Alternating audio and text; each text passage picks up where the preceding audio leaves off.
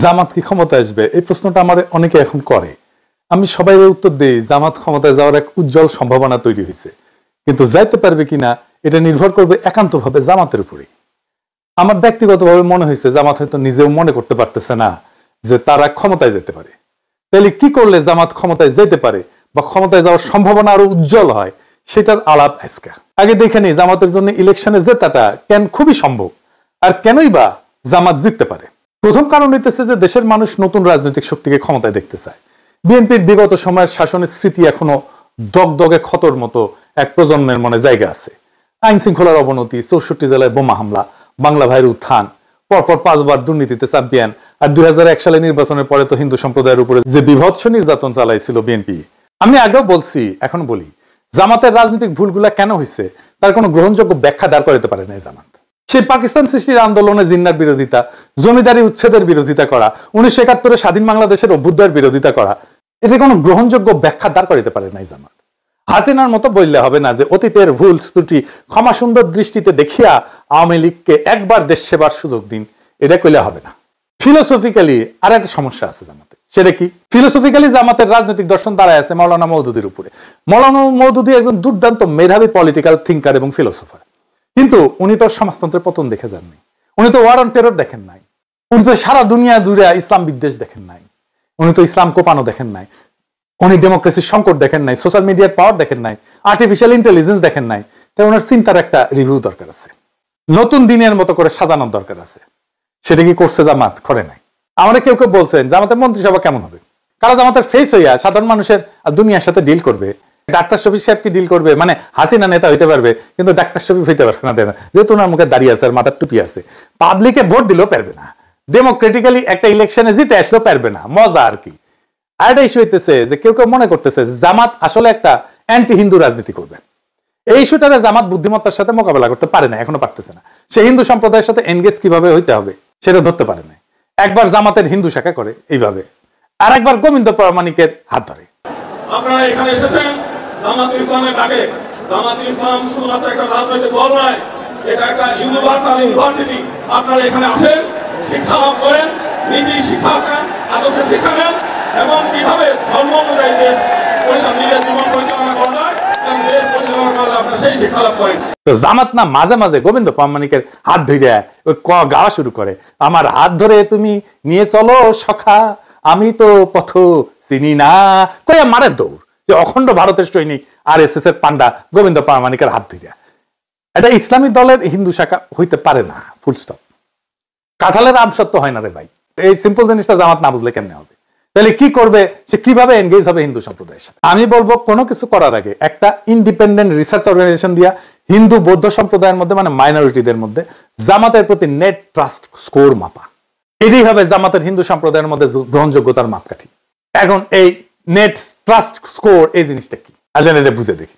এটা একটা সহজ মাপ, মানে মানুষ জামাত ইসলামকে কতটা বিশ্বাস করে আর কতটা অবিশ্বাস করে তার পার্থক্য কিভাবে মাপা যায়। ধরা যাক 100 জন হিন্দু বা মাইনরিটি নাগরিককে জিজ্ঞেস করা হইলো, আপনি কি মনে করেন যে জামাত এখন সংখ্যালঘুদের নিরাপত্তা এবং মর্যাদা রক্ষা করতে চায়?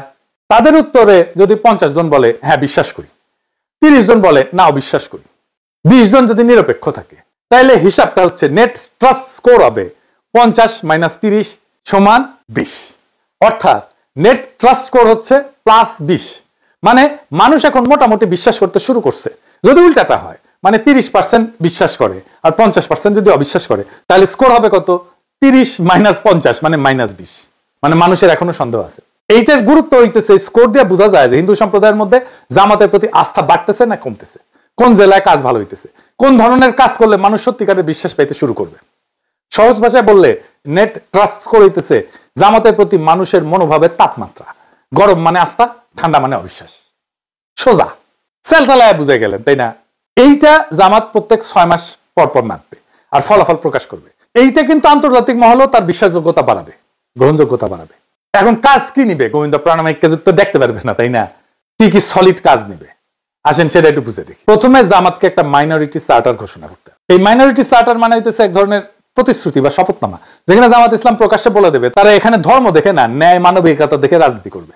এই চার্টারে বলা থাকবে দেশের হিন্দু বৌদ্ধ খ্রিস্টান সহ সব নাগরিকদের নিরাপত্তা, সম্মান আর সমান সুযোগ নিশ্চিত করা জামাত নৈতিক দায়িত্ব বলে মনে করে। প্রথমে বলা হবে যে সবাই নিজের ধর্ম পালন করতে পারবে কোনো ভয় বা বাধা ছাড়াই, কেউ কাউকে ধর্মান্তরিত করার চেষ্টা করবে না। মন্দির, গির্জা বা অন্য উপাসনালয়ে নিরাপত্তা নিশ্চিত করতে জামাত নিজের লোকজন দিয়ে প্রয়োজনে সহায়তা করবে। কোথাও সহিংসতা বা দখলবাজি হলে দলের পক্ষ থেকে প্রকাশ্যে নিন্দা জানানো হবে এবং অপরাধী জামাতেরই হোক বা অন্য কেউ হোক তার বিরুদ্ধে ব্যবস্থা নেওয়া হবে। চার্টারে এটাও বলা থাকবে যে চাকরি, শিক্ষা, সরকারি সুযোগ এটাতে কারো ধর্ম কোনো বাধা হবে না। জামাত পরিচালিত কোনো স্কুল, কলেজ, শিক্ষা প্রতিষ্ঠান বা প্রতিষ্ঠানে হিন্দু বা অন্য ধর্মের মানুষ সমান সুযোগ পাবে। ভূমি বা সম্পত্তি দখল বা জবরদখল হলে ন্যায় বিচারের জন্য আইনি সহায়তা দেওয়া হবে। নারী এবং তরুণদের অংশগ্রহণে গুরুত্ব দেওয়া হবে। হিন্দু মেয়েরা চাইলে জামাতের সামাজিক শিক্ষা কার্যক্রমে যুক্ত হতে পারবে। সবশেষে একটা স্পষ্ট প্রতিশ্রুতি থাকবে, জামাত শুধু ইসলাম রক্ষা না, জামাত ন্যায় রক্ষার রাজনীতি করে। সংখ্যালঘু নাগরিকদের মর্যাদা রক্ষা করাটা ইসলামের আসল শিক্ষা, এই কথাটা তারা প্রকাশ্যে বলবে। এই চার্টার গুরুত্বপূর্ণ কারণ এটা দেখাবে যে জামাত বদলাইছে। এটা হিন্দু সম্প্রদায়ের মধ্যে আস্থা ফিরিয়ে আনবে এবং আন্তর্জাতিক মহলে ইতিবাচক ভাবমূর্তি তৈরি করবে। আর বাংলাদেশে ন্যায়ের রাজনীতির একটা নতুন ভাষা দিবে। সংক্ষেপে মাইনরিটি রাইটস চার্টার হইতেছে জামাতের বিশ্বাস ফেরানোর অঙ্গীকারপত্র, যেখানে তারা বলে সব নাগরিকই আমাদের, কেউ সংখ্যালঘু না। এইরকম একটা চার্টার নারীদের জন্য করা যায়। আর হ্যাঁ, এলিটদের জন্য মদ খাওয়ার জন্য কি করবে এটা জামাত নিজেরা বুঝে দেখুক, যেন সমস্ত সমাজে নেট ট্রাস্ট বাড়তে থাকে জামাতের প্রতি। এখন জামাত আসলে হিন্দু সম্প্রদায়ের সাথে কিভাবে এনগেজ হবে? যদি জামাত ইসলাম সত্যি হিন্দু কমিউনিটির সাথে অর্থবহ এবং রাজনৈতিকভাবে ফলপ্রসূ এনগেজমেন্ট করতে চায়, তবে পুরানো সহাবস্থান বা ধর্মীয় সহনশীলতার কথা বললে কাজ হবে না। এখন দরকার হবে ইনোভেটিভ, ইন্টেলেকচুয়াল, সাবভার্সিভ এবং ন্যারেটিভ চেঞ্জিং আইডিয়া, যা সাইমালটেনিয়াসলি হিন্দু কমিউনিটি আস্থা অর্জন করবে। নাম্বার 1। নাম্বার 2, জামাতের আদর্শের মধ্যে থিওলজিক্যাল কনসিস্টেন্সি রাখবে।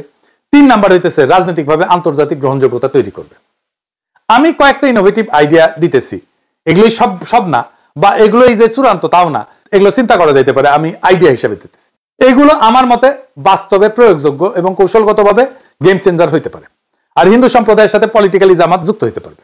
নাম্বার 1, কমন গুড পলিটিক্স বা ইসলামিক ভাষায় নাগরিক সংহতি। জামাত একটা শরিকুল খার বা শেয়ার্ড গুডনেস অ্যালায়েন্স করতে পারে। এই নামে নতুন একটা ফোরাম তৈরি করতে পারে, যেখানে হিন্দু সম্প্রদায়ের লোকজন, শিক্ষক, চ্যারিটির লোকজন, দাতব্য সম্প্রদায়ের লোকজন, মাদ্রাসা শিক্ষক, স্থানীয় মুসলিম নেতারা যৌথভাবে কাজ করবে। কিসের জন্য কাজ করবে? সামাজিক ইস্যুতে কাজ করবে। যেমন ধরেন নিরাপদ পানি, স্যানিটেশন, শিক্ষা, পরিবেশ, দারিদ্র্য দূরীকরণ, স্বাস্থ্য, এই সমস্ত বিষয় নিয়ে কাজ করবে। তার ফলে নৈতিক কাজকে কেন্দ্র করে একটা রাজনৈতিক একতা তৈরি হবে। আর একটা ইন্টারেস্টিং কাজ করা যায়, যেমন ধরেন ফেইথস অফ বেঙ্গল, এই নামে ফেস্টিভ্যাল করতে পারে, উৎসব, ধর্মীয় ঐতিহ্যের একটা পুনর্দখলের ধারণা। যেমন স্থানীয় পর্যায়ে ফেইথস অফ বেঙ্গল নামে সাংস্কৃতিক উৎসবের আয়োজন করতে পারে, যেখানে হিন্দু, মুসলিম, বৌদ্ধ, খ্রিস্টান সব সম্প্রদায়ের যে কালচারাল অ্যাসেট, ধর্মের যে কালচারাল অ্যাসেট, সেইটা তারা প্রজেক্ট করবে, সেটা তারা দেখাবে। হিন্দু সম্প্রদায় কীর্তন করতে পারে, মুসলমান সম্প্রদায় মিলাদ করতে পারে, কাওয়ালি করতে পারে। খাবার থাকবে এখানে হিন্দু উৎসবের খাবার, মুসলিম উৎসবের খাবার, হিন্দুদের পোশাক, মুসলিমদের পোশাক, এগুলো প্রদর্শিত হবে। লক্ষ্য হবে আমাদের মিলিত সংস্কৃতি আমাদের রাজনীতিকে ছাড়াই গেছে, এই বার্তাটা দেওয়া। এইটা ইসলামের সামাজিক ন্যায়ের ধারণাকে সাংস্কৃতিক ভাষায় উপস্থাপন করবে। জামাতকে সংস্কৃতি বিরোধী দল বলে না, এখান থেকে বের করে আনা যাবে এইটা করে। একাডেমিক স্তরে আর একটা কাজ করা যায়, যেমন ইন্টারফেথ থিঙ্ক সার্কেল। এইটা একাডেমিক স্তরে ন্যারেটিভ শিপের কাজ করবে। কিন্তু যেমন জামাত একটা নীতিগত থিঙ্ক ট্যাঙ্ক তৈরি করতে পারে, বাংলাদেশ ইন্টারফেথ এথিক্স ফোরাম, যেখানে মুসলিম, ইসলামবিদ, হিন্দু পণ্ডিত এবং সমাজবিজ্ঞানীরা, তরুণ সমাজবিজ্ঞানীরা একসাথে কাজ করবে।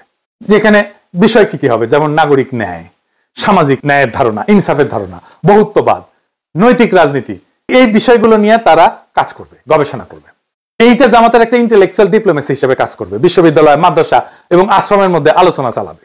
এর ফলে জামাতের বিরুদ্ধে থাকা ধর্মান্ধতা, অসহিষ্ণুতার এই যে বুদ্ধিবৃত্তিক চিত্র, এটা একেবারে ভেঙে যাবে।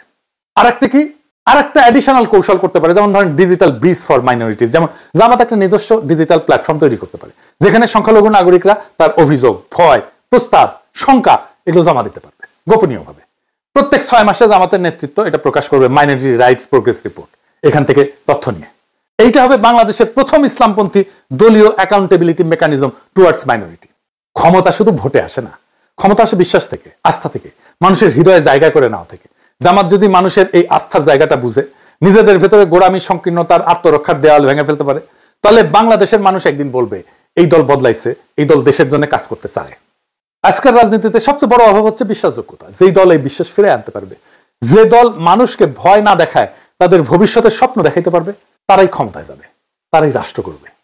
জামাতের সামনে সেই সুযোগ এখন সত্যিই তৈরি হয়েছে, কিন্তু দরজা খোলা মানেই ভেতরে ঢোকা না। কিন্তু এই দরজায় ঢুকতে হলে নিজেদের পুনর্গঠন করতে হবে, মানে নীতিতে, সংগঠনে, আচরণে। বাংলাদেশ এখন এমন এক মোড়ে দাঁড়ায় যেখানে ধর্মীয় রাজনীতির নাম শুনলেই অনেকে ভয় পায়।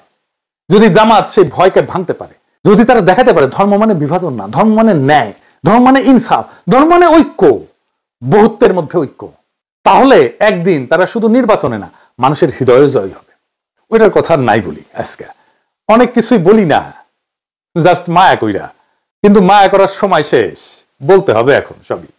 এই সপ্তাহে একটা প্রজন্মের মনে জল জ্বলে।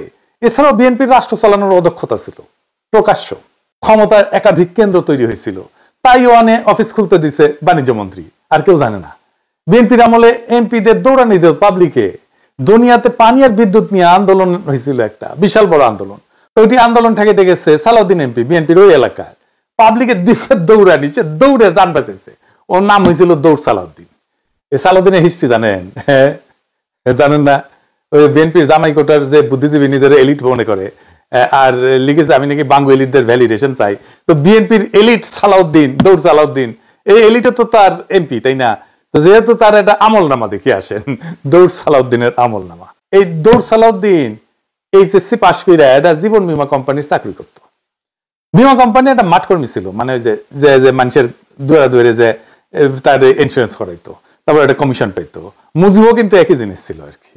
তো পরে চাকরি করা অবস্থায় একটা ট্রাক কিনে একটা রেশন ট্রাক না করলে, ওই যে ক্ষুদ্র মাত্রা আবার রেশন ট্রাক দেখতে পাচ্ছে, রাশন ট্রাক না, এগুলা ঝরঝরা ট্রাক আর কি।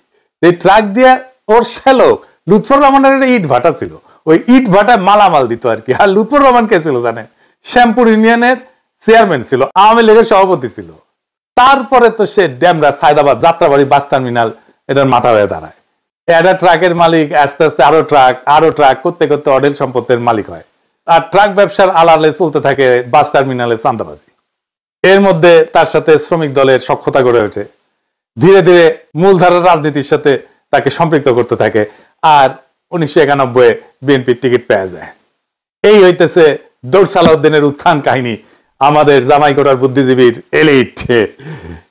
জুরাইনের মাজার রোডের একটা সিএনজি ফিলিং স্টেশন আছে, তার ওই মাজার শরীফের জমি দখল কইরা ওই ফিলিং স্টেশন করেছে দৌড় সালাউদ্দিন। একটা পত্রিকাও কিনেছিল দেশ জনতার নামে। তো শ্যালক যেহেতু আওয়ামী লীগে, তার তেমন কোনো অসুবিধা হয়নি, একবার বোধহয় জেলে নিয়ে গেছিল। তো বিএনপির জামাইকোটার বুদ্ধিজীবীর কাছে তো এই যে সিপাস চান্দাবাজ দৌড় সালাউদ্দিন হইতেছে এলিট, আর এইসব এলিটদের ইন্টেলেকচুয়াল ল্যাটেল হইতেছে এই জামাইকোটার বুদ্ধিজীবী। লজ্জা লাগে না? যাই হোক, বিএনপির মেলা স্বীকৃতি আছে, আস্তে আস্তে আসবে আর কি। এই বিএনপি কি কম লুটপাট করেছে তার শাসন আমলে? তো এখন এই যে ইকোনমির অবস্থা দেখিচ্ছেন, দেশের এটা বিন্দু মাত্র লুটপাট সহ্য করার ক্ষমতা নাই, দেশটা ধ্বংস হয়ে যাবে, রাষ্ট্র নাই হয়ে যাবে লুটপাট হইলে। প্রফেসর ইউনূস লুটপাট বন্ধ করেছে, লুটপাট হয় না, রিজার্ভ কিন্তু বাড়িচ্ছে, কিন্তু ইকোনমি রিকভার করে নাই। এর উপরে যদি লুটপাট শুরু হয় তাহলে দেশ নিজেই জয় বাংলা হয়ে যাবে, এটা পাবলিক বুঝে। সেই জন্যই তারা চায় দেশে যেন দুর্নীতি আর না হয়। এই যে র্যাব কারা বানাইছিল জানেন? বিএনপি বানাইছিল কেন জানেন? নিজের দলের গুন্ডাদের নিয়ন্ত্রণ করতে পারতেছিল না, র্যাব কইরা মারিছিল এই গুন্ডাদের। নারায়ণগঞ্জে ডেভিড বলে এক বিএনপি নেতা ছিল, মমিনুল্লাহ ডেভিড। শামীম ওসমান তার কাছে দুগ্ধপোষ্য শিশু, নস্যি ছিল, তারে মারে র্যাব ক্রসফায়ারে। ভালো ক্রিকেট খেলতো কিন্তু ওই ডেভিড, কিন্তু হয়ে আউট ছিল শীর্ষ সন্ত্রাসী। সেনাবাহিনীর যে সিভিল ইস্যু সামলাতে নামানো যায় না, এই কমন সেন্স বিএনপির নেতাদের ছিল না, একজনেরও ছিল না। সেনাবাহিনীর মধ্যে মানবাধিকার লঙ্ঘন করে ফিরে যাওয়া সেনা কর্মকর্তার সৈনিকেরা যে মারাত্মক সমস্যা সৃষ্টি করেছে, এটার ক্ষত কতদিনে যে যায় আল্লাহ জানে। এটা সৃষ্টি করছে বিএনপি। এদের রাষ্ট্র চিন্তা কত দুর্বল, এরা রাজনীতি বোঝে না, রাষ্ট্র তো দূরের কথা। আর এইখানে জামাত তার প্রাসঙ্গিকতা তুলে ধরতে পারবে ভোটারদের কাছে। জামাত ক্ষমতা আসলে তার নেতা মন্ত্রীরা দুর্নীতি করবে না, করেনি, আগে ছিল মন্ত্রী, এটা ধরে নেওয়া যায়। কিন্তু এর মানে কি দেশ চালাইতে পারবে? জামাতের লোকেরা শুনে অবাক হইতে পারেন যে আমার কাছে নানা দিক থেকে নানা ধরনের লোক জানতে চাইতেছে জামাত ক্ষমতা আসলে কি করবে। অনেকে চায়না গেছি উঠেও জানতে চাইছে, কারণ তারা জানে যে আমি জামাতের ক্ষমতায় আসার সম্ভাবনার কথা প্রকাশ্যেই জোরের সাথে বলছি। যারা এই প্রশ্নগুলো করছে তার মধ্যে আছে ডিপ্লোম্যাট, ইন্টেলেকচুয়াল, বিদেশিরা তো আছেই, শীর্ষ ব্যবসায়ী আছে, নারী আছে, এমনকি আমার মাও জিজ্ঞেস করেছে। কি প্রশ্ন শুনলে অবাক হইবেন, বলতেছে জামাত ক্ষমতা আসলে কি মদ খাওয়া বন্ধ করে দিবে, আমার ওদের মদ খেতে দিবে। এই প্রসঙ্গে ফরদ মজার ভাইয়ের একটা কৌতুক মনে আসলো আর কি, সত্য কৌতুক আর কি। উনি এক বিখ্যাত সম্পাদকের কথা কইতেন, বলতেন উনি নাকি ইসলামপন্থীরা ক্ষমতায় আসলে মদ খেতে পারবেন না, এই জন্য সেকুলারিজম প্রমোট করে। যাই হোক, আমি কই যে উনারা নির্বাচনী ম্যানিফেস্টো দিক, তারপরে দেখেন। কয় না না দিতে হবে না, মৌলানা মতিউর রহমান নিজামী মদ নিয়ে জাতীয় সংসদে একটা মতামত দিছিল, আমাকে আবার ইনবক্সে পেঠে দিছে এই ভিডিওটা, শুনেন। এটা খুব মূল্যবান আলোচনা করেছেন উনি, শুনেন। মদ আল্লাহ তাআলা হারাম করেছেন, এটা কিয়ামত পর্যন্ত হারাম থাকবে। সারা দুনিয়ার সকল মানুষও যদি জায়েজ বলে, হালাল বলে, তবু এটা হারাম থাকবে। আল্লাহ, রসুল এবং আখিরাতের প্রতি, কোরআনের প্রতি যারা ঈমান পোষণ করে তাদের কাছে মদের দাম কমানো বাড়ানো অথবা শুল্কের হ্রাস বৃদ্ধি তাদের কাছে কোনো ব্যাপারই নয়। মাংনাও যদি দেওয়া হয়, মদের ফ্যাক্টরির মধ্যে যদি বদ্ধ দরজা জানালার মধ্যে তাদের রাখা হয়, তবুও তারা আল্লাহর ভয়ে মদ স্পর্শ করবেন না।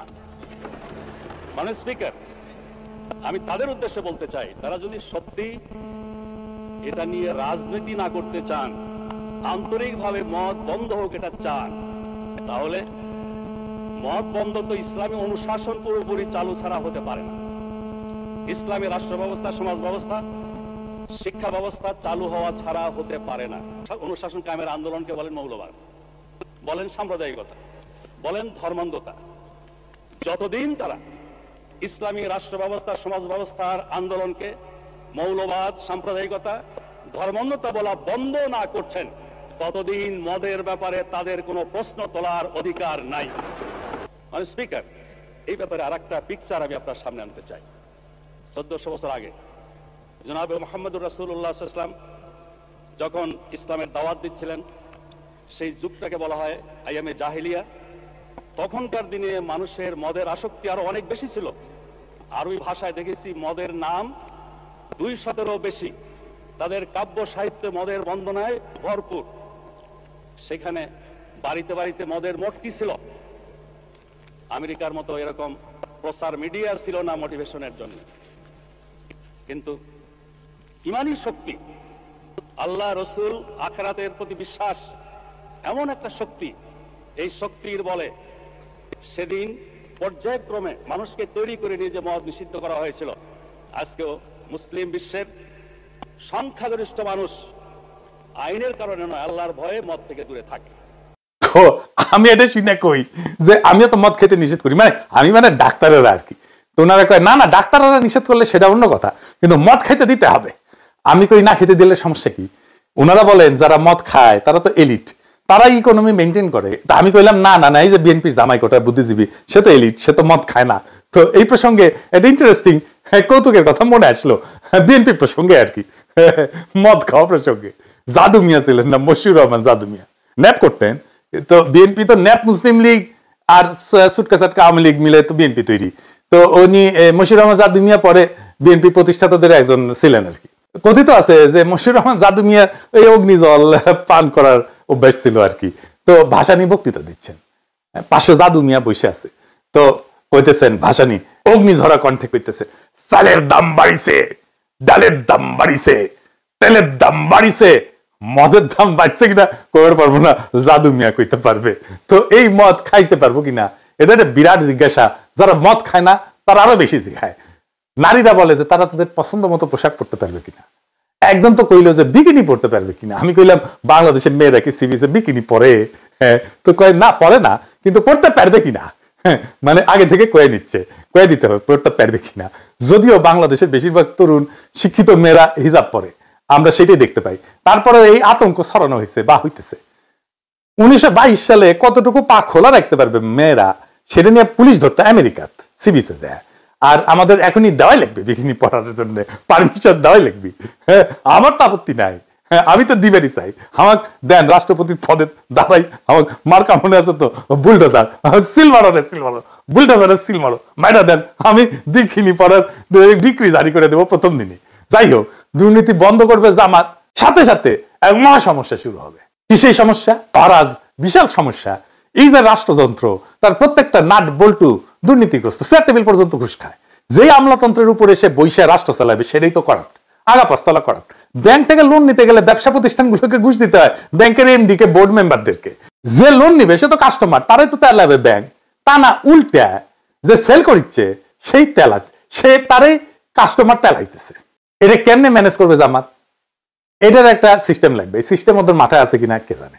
জামাতের মন্ত্রিসভা কেমন হবে, নারী মন্ত্রী থাকবে কিনা, কয়জন থাকবে, জামাতের সুরাতেও তো নারী সদস্য নয়, জামাতের কিন্তু একটা আলাদা নারী সংগঠন আছে যার নাম হচ্ছে বাংলাদেশ মহিলা জামাত ইসলাম।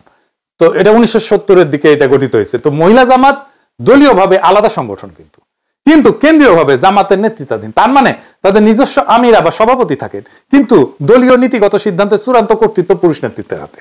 তার মানে সিদ্ধান্ত গ্রহণের নারীদের সরাসরি অংশগ্রহণ নাই জামাতের। এটার একটা ফয়সালা দিতে হবে জামাতকে। কেমনে, এটা পরে আমি কিঞ্চিত একটা হিন্টস দেব। এরপরের ইস্যুটা জামাতের ঐতিহাসিক রাজনৈতিক ভুল নিয়ে। এখন সময় জামাতের জন্য ইতিহাসের সামনে দাঁড়ানোর, অন্যদের বদনাম দিয়ে না, নিজেদের পরিবর্তনের শক্তি দিয়ে প্রমাণ করার। বাংলাদেশে এখন ন্যায়ের রাজনীতি এখনো সম্ভব, ইনসাফের রাজনীতি এখনো সম্ভব, আর সেই রাজনীতি ইসলামের আলো থেকেই জন্ম নিতে পারে। ইনকিলাব।